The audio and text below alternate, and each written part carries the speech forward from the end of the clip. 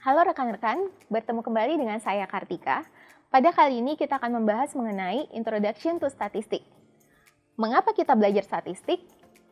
Ternyata statistik itu dibutuhkan untuk mengubah data menjadi informasi yang berguna, membuat keputusan yang bersifat personal maupun profesional, memahami lingkungan global, dan menjadi ahli dalam karir atau bidang yang kita tekuni.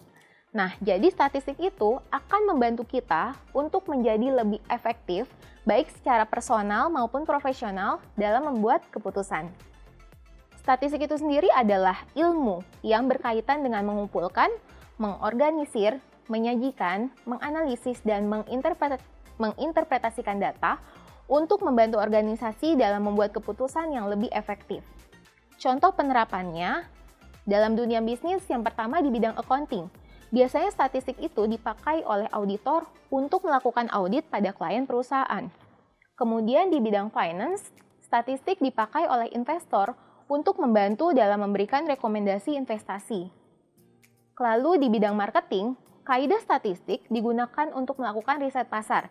Contohnya ketika perusahaan mengambil sampel konsumen untuk dimintai pendapat tentang produk yang diluncurkan. Kemudian di bidang ekonomi, informasi statistik digunakan oleh para ekonom untuk melakukan peramalan tentang kondisi perekonomian pada masa yang akan datang. Nah, selanjutnya kita membahas tentang elemen statistik yang terdiri dari populasi, sampel, dan variabel. Contoh populasi yaitu populasi penduduk Indonesia. Kemudian untuk contoh sampel adalah penduduk Provinsi Bali. Kemudian untuk variabel adalah contohnya tingkat kepuasan turis yang ada di Bali.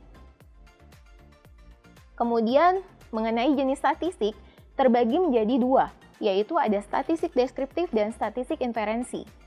Pertama adalah statistik deskriptif, bertujuan untuk mengubah kumpulan data mentah menjadi lebih mudah dipahami dalam bentuk informasi yang lebih ringkas.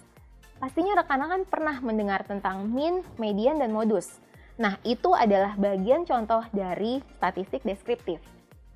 Yang kedua adalah statistik inferensi, bertujuan untuk menyediakan peramalan dan estimasi yang digunakan untuk mengubah informasi menjadi pengetahuan. Contohnya, ketika kita ingin mencari pengaruh antara promosi dengan tingkat penjualan, kita dapat menggunakan metode regresi. Demikianlah pembahasan kita mengenai Introduction to Statistics. Sampai jumpa pada pembahasan selanjutnya. Selamat belajar!